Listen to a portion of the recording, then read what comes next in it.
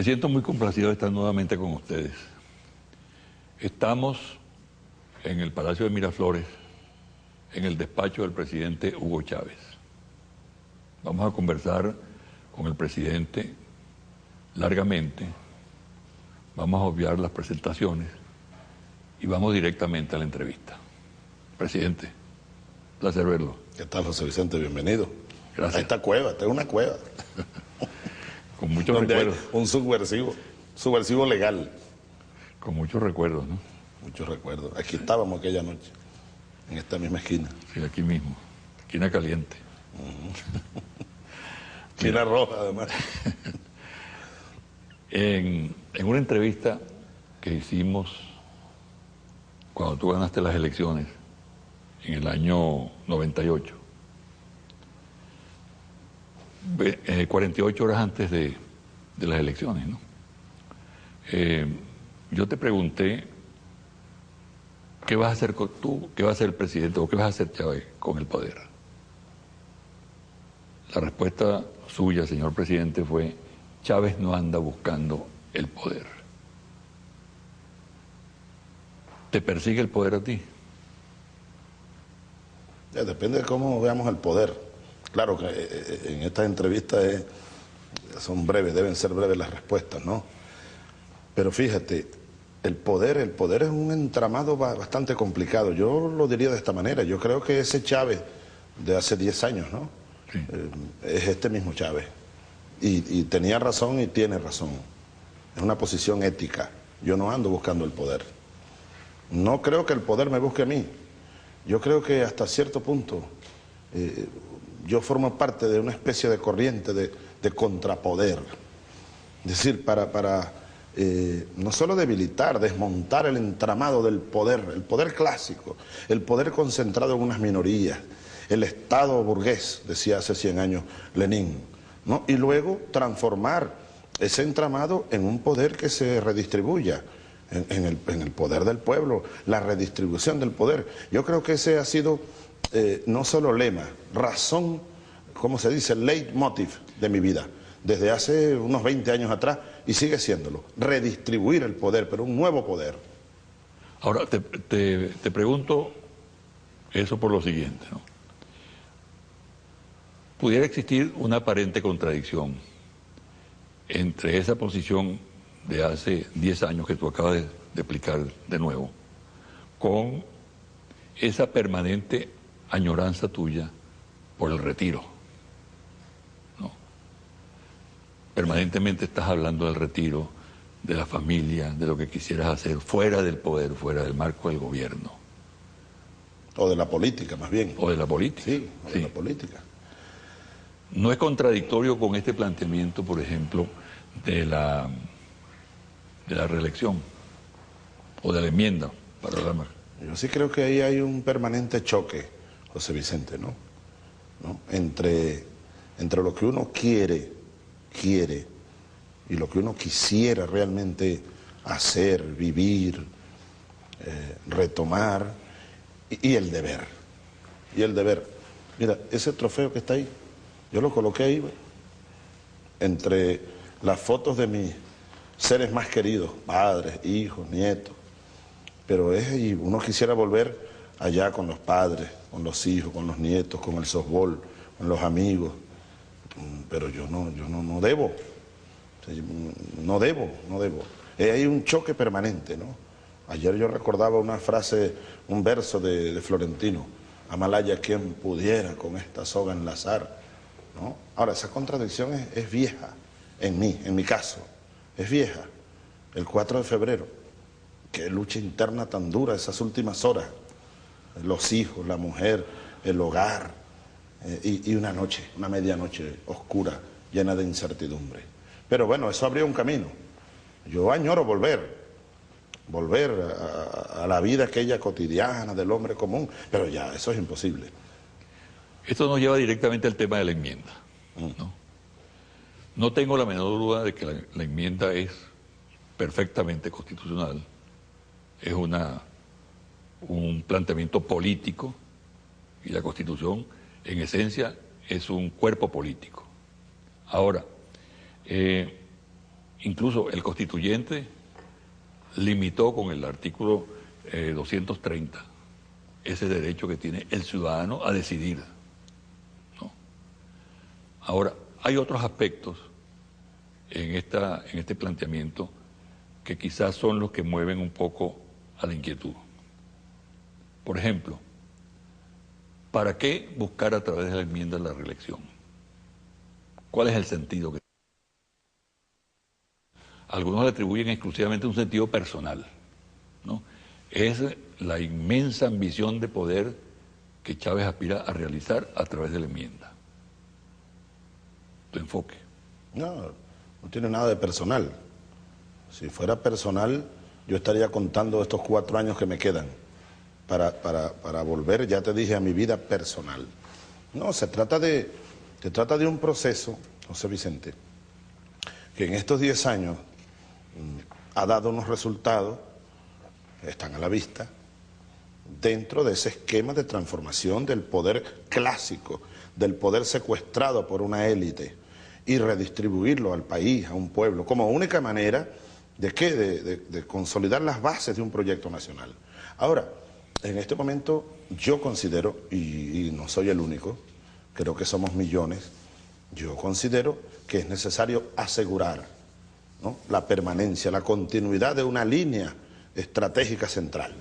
Y creo, me cuesta decirlo, a mí me cuesta decirlo porque se trata, bueno, de mí mismo colocado en el epicentro del debate y la discusión.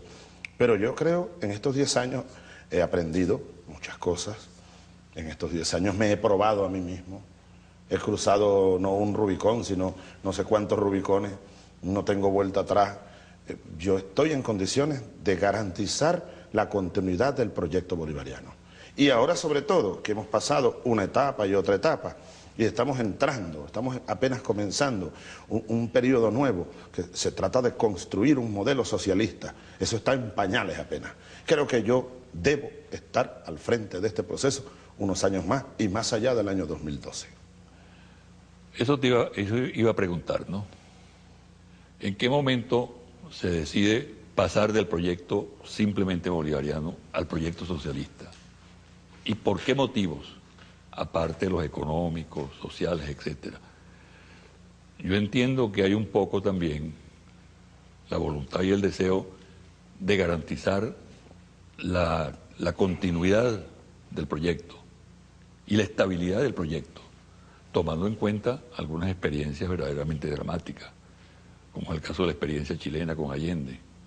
¿Te motiva realmente ese cambio del modelo simplemente bolivariano al proyecto socialista, la preocupación de la estabilidad del proyecto? Creo que tiene que ver con el estudio, y no solo en los libros, sino en la praxis, en la realidad. Tú recuerdas, y el país recuerda, en alguna ocasión yo ingenuamente esbozaba aquella tesis de una tercera vía, ¿no? Una tercera vía. En alguna ocasión incluso llegué a leer las tesis del llamado capitalismo renano, con rostro humano. Pero bueno, llegué aquí y empezó la dinámica aquella en torno a mi persona, en torno a mi gestión. Fui aprendiendo en la realidad, fui estudiando, fui recorriendo el mundo. Y en pocos años, José Vicente, y sobre todo después del golpe de abril de 2002, después de la arremetida imperialista con aquella salvaje acción de sabotaje económico, terrorismo, yo me di cuenta que el único camino para nosotros ser libres, para que Venezuela sea libre, sea independiente, es el camino del socialismo.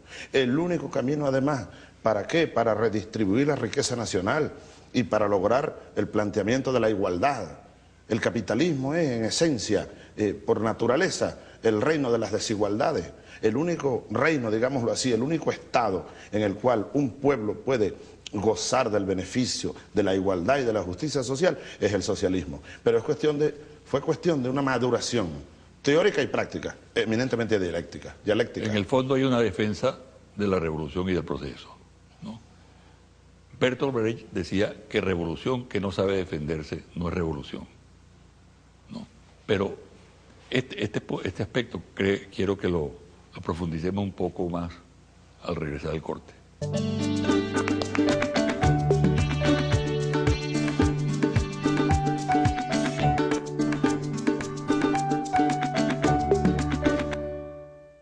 Quizá un poco en la línea de aquella frase de Trotsky que tú utilizaste en varias oportunidades, que el látigo de la contrarrevolución estimula la revolución. Eso lleva a un cambio importante en la situación venezolana.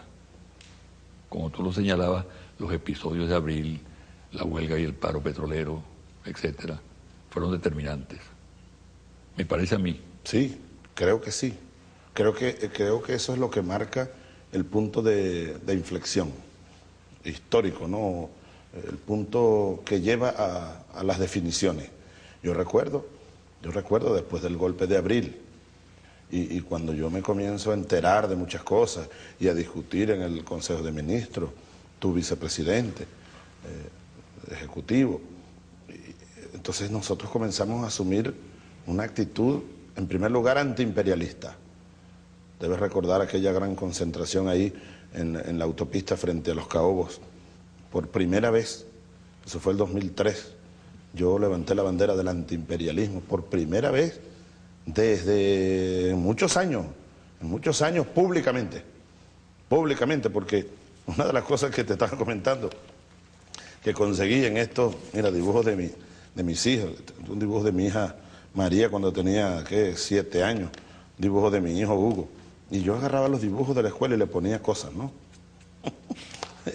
Y entonces aquí, en el año 89, aparece una carta, la copia de una carta que yo nunca envié a un compañero panameño en plena invasión a Panamá, 89. Y aquí sin duda se nota en aquel teniente coronel recién ascendido que era yo, 89, ¿no? Mayor, yo era mayor todavía.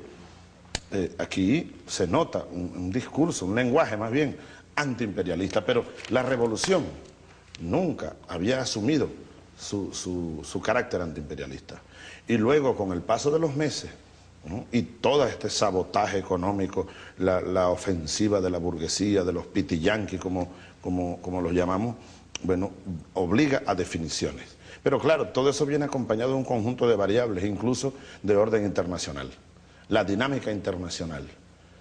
Como que se conjugaron un conjunto de factores, José Vicente, para que la revolución bolivariana pasara a ser revolución antiimperialista y luego revolución socialista. Sin embargo, esa situación se da en el contexto de un país con una experiencia, con muchas fallas, pero una experiencia democrática. Hugo Chávez accede al gobierno a través de la vía electoral. La Constitución del 99 es una Constitución plural, profundamente democrática. Es decir, que implica una combinación de lo que es la necesidad de garantizar la estabilidad del proceso y de reaccionar frente al adversario, pero en el plano democrático también. Compatibilizar esas dos situaciones. Siempre en el plano democrático. Siempre en el plano democrático. Y creo que, claro, con otro concepto de la democracia. Ya no la mera democracia burguesa, la mera democracia representativa, sino una democracia cada día más arraigada en el poder popular, en el poder social, y de ahí hacia acá hemos venido, bueno, tomando una serie de decisiones en esa dirección, como el caso de los consejos comunales, el poder popular, transferencia de poder al pueblo, el conocimiento, la capacidad de administrar recursos. Es decir, una democracia de nuevo tipo, una democracia fundamentada en donde debe fundamentarse una real democracia en el pueblo. Ahora, eso es bueno ratificarlo. Ante esta nueva coyuntura donde vuelven a surgir los señalamientos de que Chávez conduce a Venezuela a una dictadura. Eso no es nuevo, pues se dijo desde el 4 de febrero. Tú recuerdas aquella lista, creo que tú estabas en esa lista, una lista que salió por ahí de los fusilables, los que iban a ser fusilados en el estadio universitario si hubiera triunfado la rebelión del 4 de febrero y que íbamos a instalar la dictadura. Luego, en 1998, en plena campaña, esa fue, tú recuerdas aquella cuña que tú develaste creo que te llamó el actor Sí. a quien contrataron, vamos a freír a los adecos en aceite. Bueno, es bueno ratificarlo una vez más. Este proyecto siempre será un proyecto democrático, pero realmente democrático. No hay dictadura posible en Venezuela, de ningún signo. Pero además habría que agregar que los resultados electorales confirman una característica del país. Prácticamente la proporción 60-40. 60 el chavismo, la fuerza revolucionaria, la fuerza bolivariana, y un 40 o 35 o 30%, eso cambia, varía, de acuerdo con las circunstancias, de la oposición. Es decir, tenemos una realidad electoral que confirma el carácter plural de nuestra sociedad y que además obliga a un gobierno revolucionario a respetar los derechos de esa oposición. Pero hay una situación en la cual ahí no valen las teorizaciones, son los hechos. ¿Cómo reaccionar frente a una oposición que sistemáticamente se niega a aceptar reglas de juego? ¿O cómo asumir un fenómeno que empieza a demostrarse? Y es que aparentemente esos sectores de la oposición que plantean permanentemente el salto en el vacío, el golpe de Estado, han perdido aparentemente, repito, fuerza, y en cambio hay sectores de la oposición que se han dado cuenta de que pueden transitar por la vía electoral y que quizá la vía electoral le da dividendo. Ese es uno de los resultados, creo yo, del 23 de noviembre, de la elección del 23 de noviembre. Ahora, ¿qué tratamiento se le va a dar a esa oposición que empieza a reaccionar de esa manera? Creo que, bueno, tú y yo hemos discutido este tema en varias ocasiones, ¿no?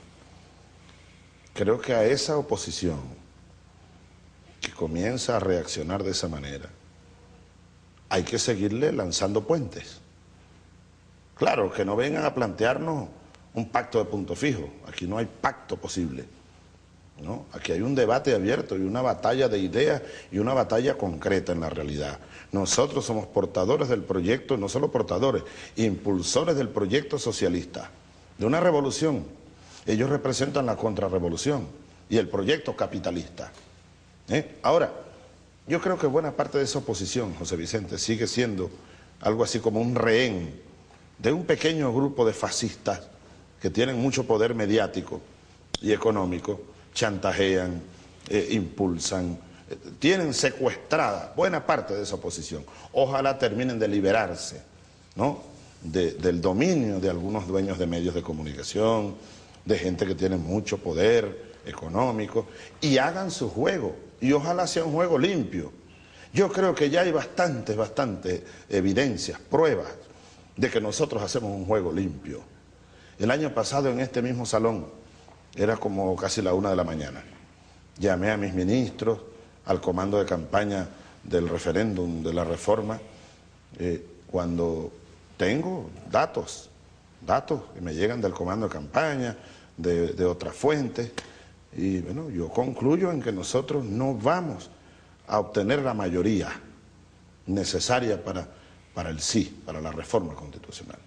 Y había gente que decía que había que esperar, y yo, no vamos a esperar, no vamos a lograr la victoria, no hemos logrado la victoria.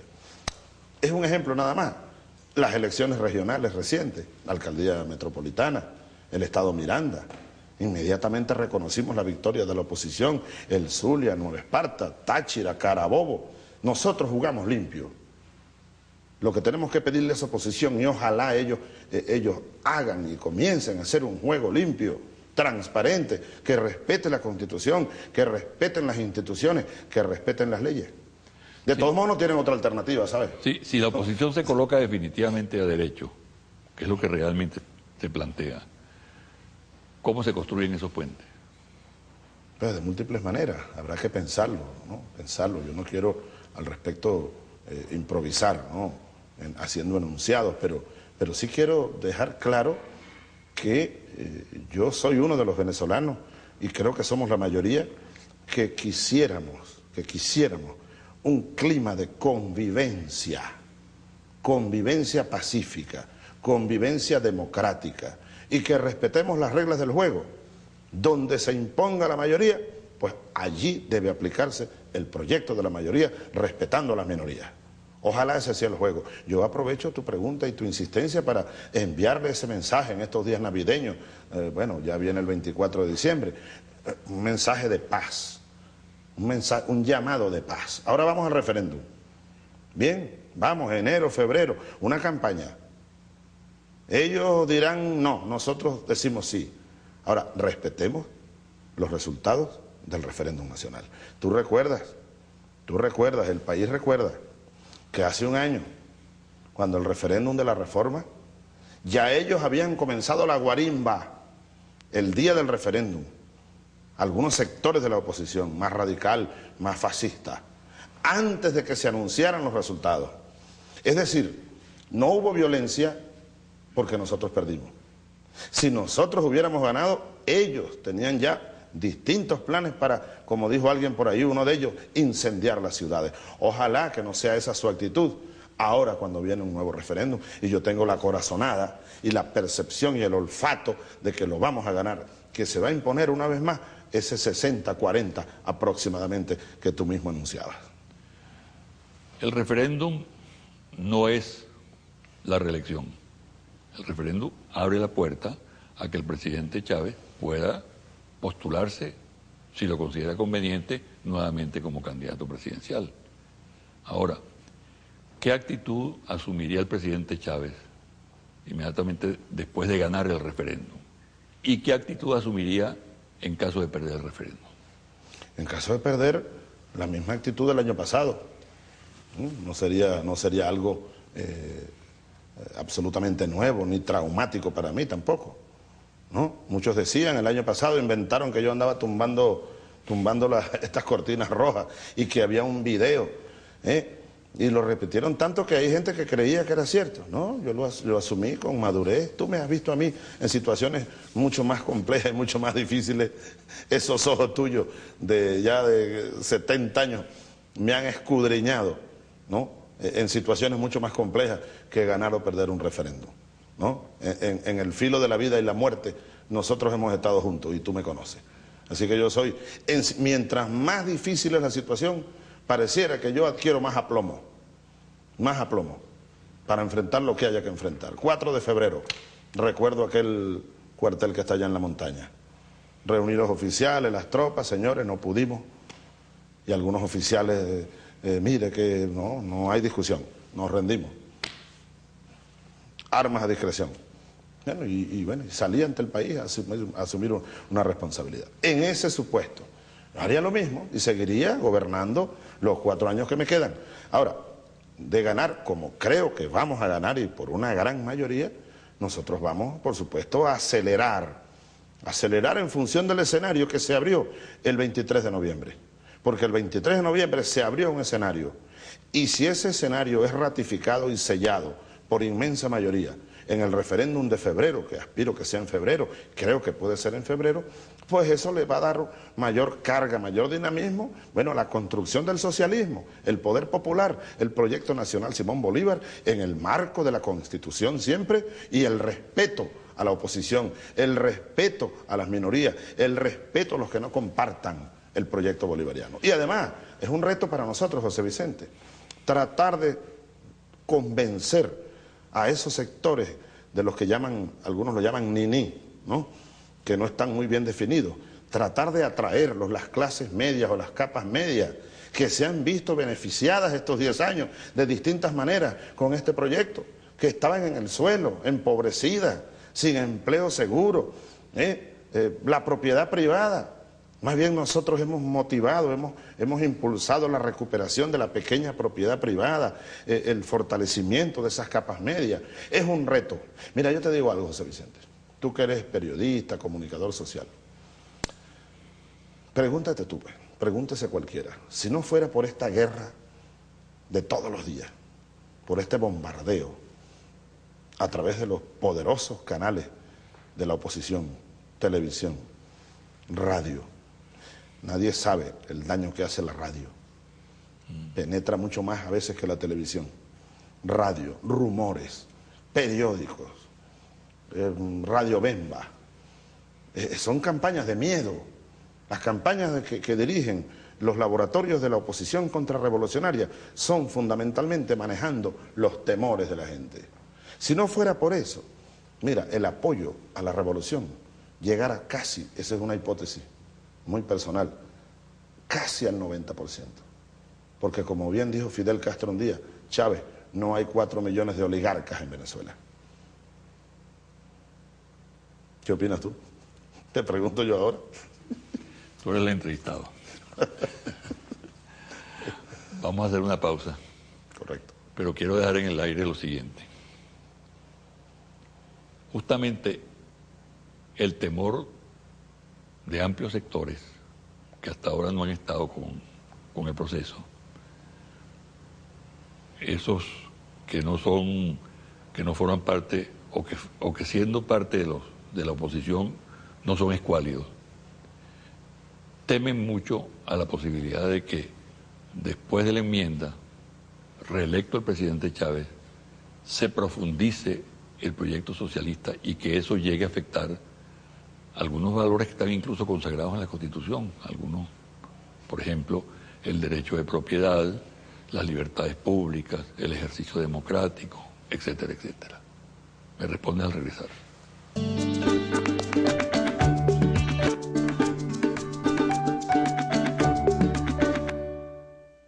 Presidente, los enemigos de la enmienda dicen que de ganar la enmienda, de volver usted a tener la posibilidad de lanzarse para un nuevo periodo presidencial, eso profundizará al máximo el proceso socialista en Venezuela y pone en peligro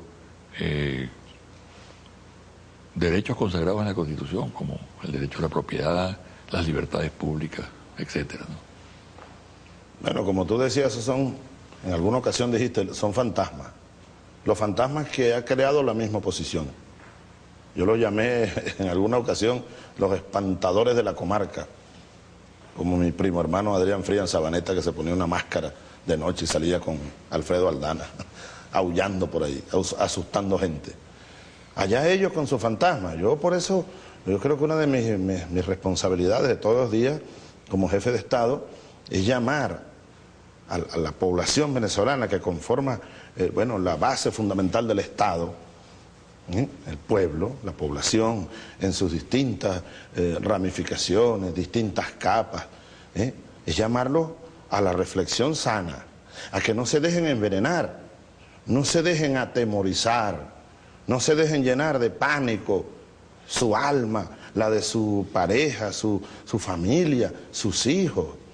Pero para nada, eso es absolutamente falso. Yo más bien lo diría de esta manera, y tengo elementos para sustentar lo que estoy diciendo. No son fantasmas. Si Hugo Chávez, bueno, en primer lugar me quedan 4 años de gobierno, pero si la enmienda es aprobada como tengo la corazonada y el olfato, y luego Hugo Chávez se presenta a reelección en el 2012 y es reelecto, y gobierna o comienza a gobernar y gobierna los próximos 6 años. Bueno, yo tengo aquí 10 años ya. Tenían 10 años más para redondear. Además, un redondeo de 20 años. 20 años no es nada, dice la canción.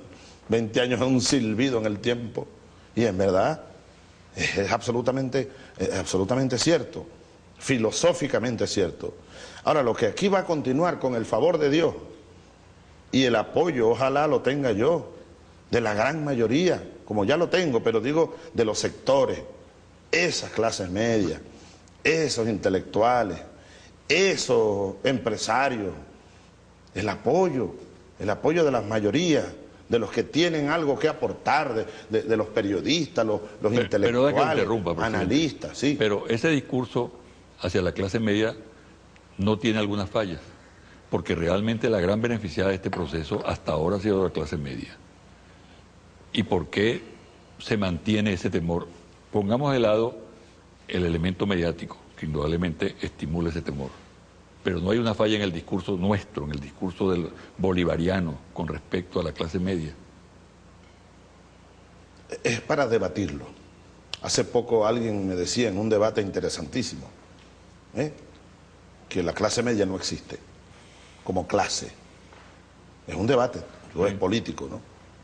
Que la clase media, dice alguien, no tiene conciencia de clase, que ahí no hay conciencia. Ahora, yo te pudiera decir... Pero hay mentalidad de clase media. Hay mentalidad, claro, y actitudes, y cultura, hábitos, costumbres. Ahora, eso que se conoce como clase media, tampoco es algo homogéneo. Mira, yo recibí hace poco una carta muy buena de una dama, de esa clase media, así asumida. Ella vive por ahí, en esas zonas del este.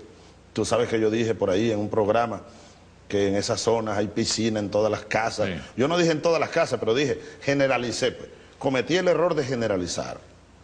Entonces me escribe una dama con un gran respeto: presidente, yo estoy con usted, soy bolivariana y vivo aquí. No tengo 5 carros, como usted dice. Tengo ahí un carrito, un Catanare, y mis hijos estudian y me cuesta sostener sus estudios en la universidad, no sé qué cuál. No tengo piscina. Y como yo, vivimos muchos aquí, que estamos con usted. Ahora, casi siempre coaccionados, ¿no? Presionados. Son como rehenes, ¿no? ¿No te parece? Son como rehenes de un plan macabro, perverso. Ahora, lo que te quiero decir, y al país, es que yo estoy consciente de que esa clase media, así llamada, no es homogénea. Y hay una clase media progresista que está con nosotros. Bueno, de la burocracia estatal, mucha gente es de la clase media, la gran mayoría se asume como de clase media. Sin embargo, sin duda, creo que sí, que hay fallas, ¿no? Hay fallas, pero atribuidas ¿a qué? A una batalla de ideas, y a una costumbre instalada de manera muy profunda. Alguien dijo también que la clase media, cuida sus intereses y no piensa en los intereses de los demás, en los intereses generales. Ahí hay mucha tela que cortar, pero yo quiero insistir, José Vicente, a esos sectores de las capas medias, a que piensen por sí mismos y que se den cuenta lo que tú decías hace un minuto. Este proceso ha beneficiado a muchas personas en Venezuela. Entre esas personas, a la mayoría de la clase media. Si Hugo Chávez sigue gobernando, bueno, los próximos años que me quedan, los 4, y 6 años opcionalmente, si se logra, como creo que se va a lograr la enmienda, pero es muy temprano todavía para hablar del 2012, muy temprano políticamente. Sin embargo, en esa perspectiva, aún en la de corto plazo, nadie debe tener ningún tipo de temor. Aquí lo que se va a incrementar es el desarrollo del país. Compare a alguien, pero con 4 dedos de frente, dice mi madre, la Venezuela de hace 10 años. Exactamente por estos días, hace 15 años atrás, y la Venezuela de hoy. Hacia adentro del país en lo económico, en lo social, en lo político, en lo personal. Que hay muchas fallas, las hay. Pero Venezuela ha mejorado notoriamente en todos estos ámbitos. El papel que juega Venezuela en América Latina, en el mundo. Es decir, Venezuela va a seguir desarrollándose bajo un gobierno de Hugo Chávez, bajo un gobierno socialista, pues. Le pregunto algo, presidente. ¿Por cuánto tiempo vamos a escapar a los efectos de la crisis mundial económica? Es difícil responder con precisión esa pregunta. Ahora, yo comenzaría diciéndote lo siguiente: gracias a que aquí llegó a tiempo la revolución bolivariana, nosotros estamos en una primera etapa en la cual esa crisis mundial, que pudiéramos figurárnosla como 1.000.000 de látigos golpeando al planeta. Un tsunami, 1000 tsunamis. Yo creo que la crisis económica más profunda de toda la historia, comparable incluso y con perspectivas peores que las de la Gran Depresión del 29. A nosotros no nos ha tocado un pelo esa crisis. Claro que si los precios del petróleo siguen deprimidos como están, se hundieron. El precio del petróleo, el promedio del mes de noviembre estuvo por debajo de 40, ¿no? Y en diciembre está por 30 y tanto, por ahí anda el precio del petróleo. Sin embargo, existe la OPEP, tenemos un conjunto de mecanismos, tenemos esperanza de que el próximo año comience a recuperarse el precio del petróleo. Si no fuera así, en el peor escenario, pues Venezuela sería tocada sin duda por la crisis. Pero nosotros estamos preparados y preparándonos para que no sea para Venezuela una crisis que vaya a desestabilizar el país. Los que están jugando y están haciendo así, ¿no? Hay algunos por ahí, analistas, pensadores de oficio, que están como ligando, que ven, ahora sí se acabó Chávez, el precio del petróleo, la crisis mundial. Eso no va a ocurrir aquí, yo te lo garantizo. Fíjese usted, es muy importante el tema de la relación Estados Unidos-Venezuela. Indudablemente que Obama no es Bush, pero sigue siendo, cuando se posesione, el presidente del imperio. Sin embargo, hay ciertas señales de que pudiera haber cambios hacia América Latina, en relación a Cuba. ¿Qué puede ocurrir en la relación Venezuela-Estados Unidos, Obama-Chávez? ¿Hasta dónde está dispuesto a llegar el presidente Chávez si hay un trato respetuoso que reivindique la soberanía del país, los derechos que tiene Venezuela como nación independiente, a llegar en unas conversaciones, en un diálogo con los Estados Unidos, concretamente con el presidente Obama? Te iba a decir que peor que con Bush, imposible. En la relación personal, o la relación política, la relación de gobierno a gobierno, es imposible que sea peor, así lo creo. Así que, aun cuando no hay que ser en esto ingenuos, tú decías, presidente del imperio, el imperio está intacto y todas sus maquinarias y sus mecanismos.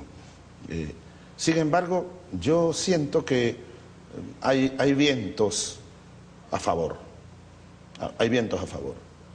Yo, por ejemplo, veía con interés el nombramiento de Bill Richardson como secretario de Comercio. Él estuvo aquí en plena campaña, ¿no? Trajo un mensaje, llevó un mensaje. Las cercanías del Partido Demócrata. Carter es un buen amigo. Hace poco estuvo llamando por ahí, yo no pude atenderlo, estaba por fuera. ¿Ha habido nuevos mensajeros últimamente? En estas últimas semanas no, yo creo que ellos están dedicados de lleno a la crisis interna, que es terrible, dramática, y van a formar gobierno. De manera directa no ha habido, digamos, que nuevos mensajes o mensajeros. Pero más allá de los mensajes, los mensajeros, creo que hay que mirar con paciencia y con buen ánimo y con fe en que mejoren las relaciones, no solo de Estados Unidos con Venezuela. Yo creo que van a mejorar, y tengo la mejor disposición para hacerlo. ¿Hasta dónde, me preguntas tú, soy capaz de llegar? Bueno, iremos evaluando, iremos midiéndonos. La designación de la señora Clinton como secretaria de Estado, bueno, abre una perspectiva, vamos a evaluarla primero. Tú recuerdas, yo fui a la Casa Blanca. Y me senté por allá en una oficinita muy modesta con Clinton. Llegó en camisa, con una corbata, con una Coca-Cola. Después nos vimos en Naciones Unidas, reuniones bilaterales. Aquí vino muchas veces emisarios del presidente Clinton, etc. A ese trato directo, personal, estoy dispuesto a llegar, con respeto. Con Clinton no hubo jamás un irrespeto. Un respeto, señor presidente. Venezuela, Estados Unidos, con sus emisarios de gobierno a gobierno en cuanto al tema energético, la lucha contra el narcotráfico, que nosotros podamos rehacer un acuerdo respetuoso de la soberanía venezolana con la DEA. Estoy dispuesto a evaluar todo esto, la lucha contra el terrorismo, la delincuencia internacional, estoy de acuerdo, dispuesto a trabajar con el nuevo gobierno de Estados Unidos, pero siempre en el marco del respeto y la soberanía del país. Presidente, vamos a hacer una pausa y al regresar le voy a hacer unas preguntas tipo píldora, ¿no? A responderlas así, telegráficamente. No pierdes tus mañas.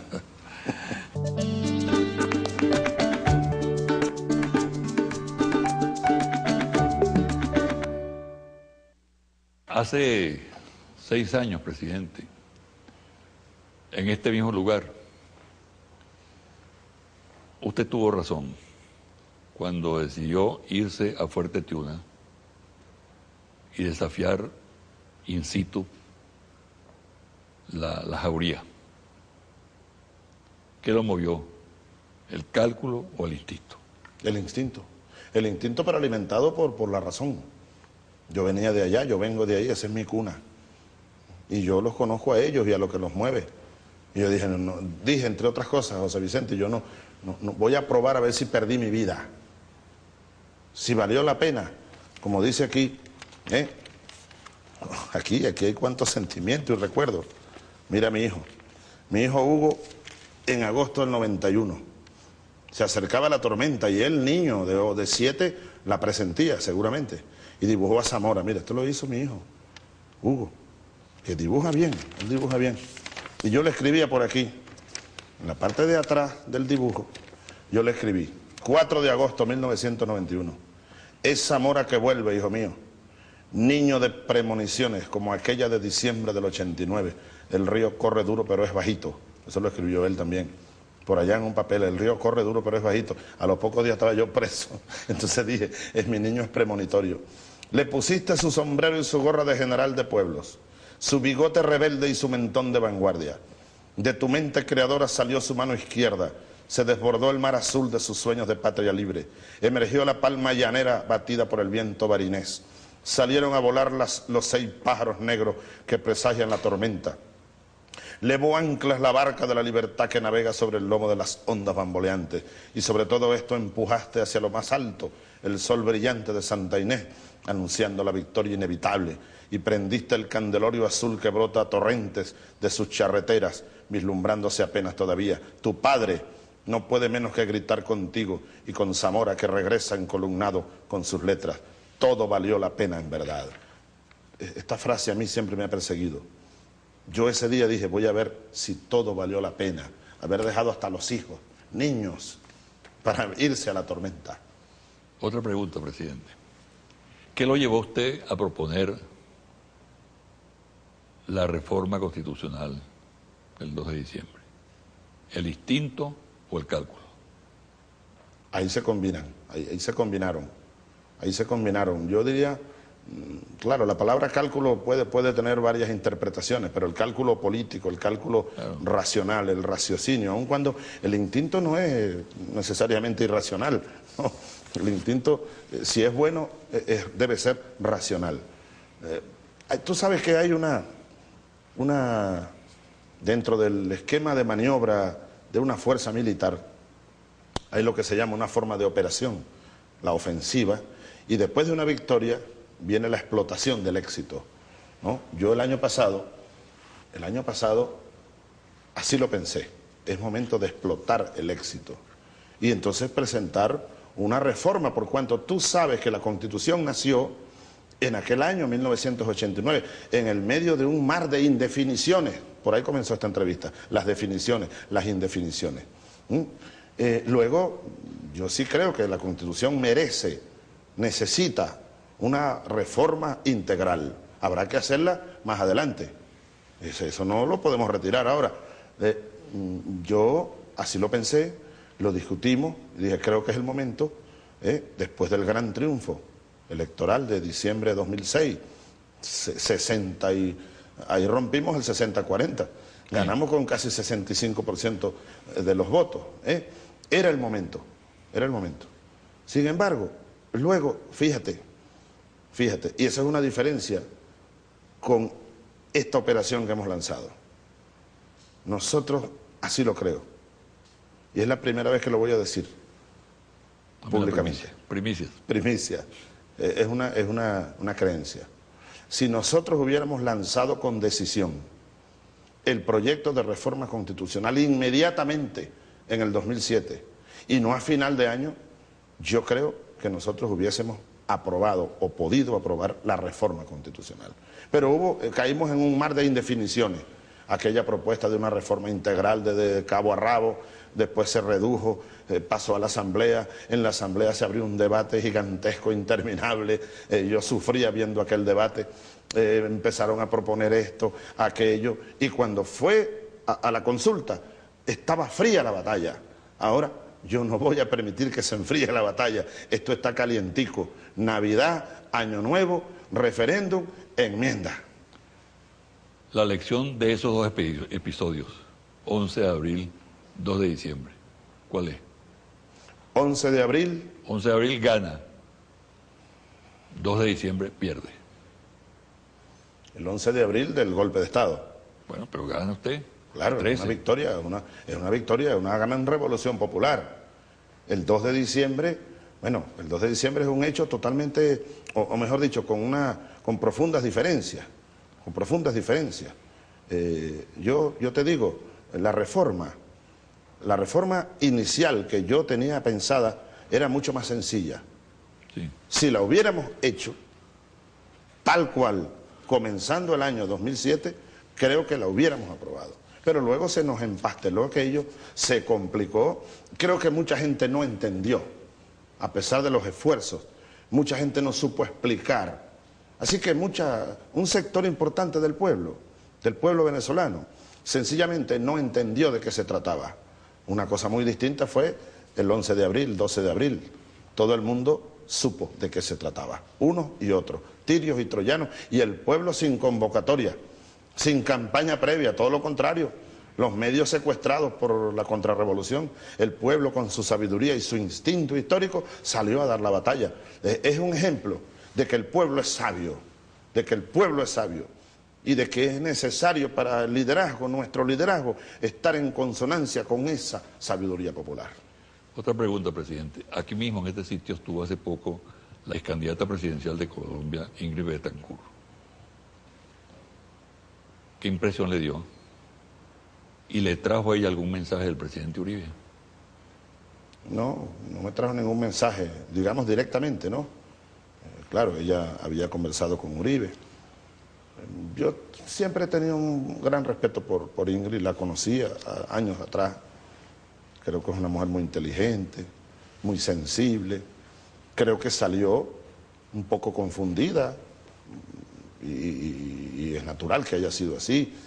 Aquella operación, como le llamaron, operación Jaque y todo aquello. Pero yo creo que ella luego ha venido, bueno, captando lo que está pasando hoy en el mundo. Estaba en una selva, en una situación muy, muy difícil. Así que la recibí con gran cariño, con un gran afecto. Me trajo una bonita corbata, me pidió que la usara, no es esta, debo usarla en algún evento pronto. Su mamá, Yolanda, la adoro, nos adoramos. Así que creo que Ingrid es una buena amiga, creo que es un actor político, sin duda, que habrá que tomar en cuenta, ¿no? Creo que ella pudiera jugar un papel en la búsqueda y lo anda jugando. Ingrid anda en este recorrido por América Latina, sobre todo buscando la manera de lograr la liberación de los compatriotas colombianos que están todavía en la selva en manos de la FARC. Ojalá se logre. Yo le dije, estoy a la orden. Ella tiene algunas ideas, no quiero hacerlas públicas, solo la oí y le dije, yo estoy a la orden. Sé que habló con Uribe después, Uribe me llamó para agradecerme haberla atendido. Y más allá le dije, ojalá, Ingrid, más allá de la liberación de ese grupo de compatriotas colombianos, podamos abrir el camino a la paz. Y ella, yo creo que ella es una pacifista, y sobre todo después que vivió los años que vivió en la montaña. Esta pregunta final, presidente. Sartre decía que uno cambia en la interioridad de una permanencia. ¿En qué ha cambiado Hugo Chávez? Bueno, en estos 10 últimos años. Son como etapas de la vida. En el lapso en que ha estado en el gobierno, sí, en el poder. Y bueno, yo era libre, ahora soy un preso. Un preso con mucho trabajo. Estudiando mucho. Cada día tengo más, como dice Pérez Arcay, la angustia del conocimiento, ¿no? Pero ¿cuál es el cambio que usted percibe en usted mismo? No, pues sin duda ya yo me considero viejo. Estoy viejo. Es decir, he madurado, he asentado, creo que tengo los dos pies sobre la tierra, ¿no? Sin perder, por supuesto, nunca el idealismo y la gran utopía que nos mueve. Pero yo creo que Hugo Chávez hoy es un Hugo Chávez ya maduro, pues. Yo llegué aquí siendo un muchacho, tú me recuerdas, muchacho 44 años, ya cumplí 54 años. Y ahora, ¿qué? Yo llegué con muchas dudas.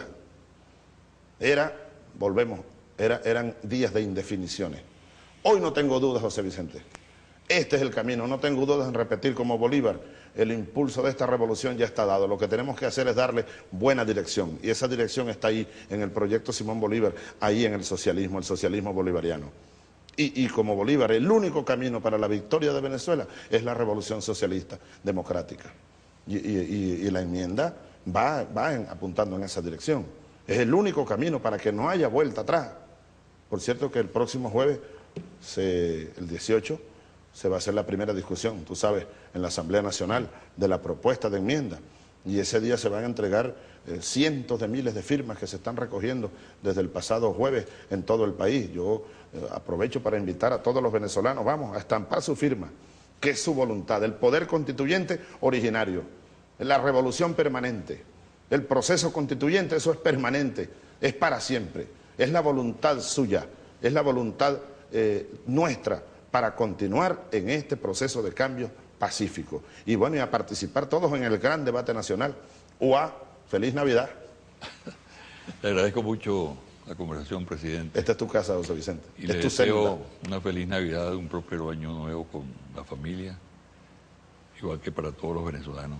Este es el último programa de este año y reaparecemos en enero del próximo año. Pero UA, José Vicente no se va. No, nunca. Muchas gracias. Muchas gracias, José Vicente. Esa es la silla tuya.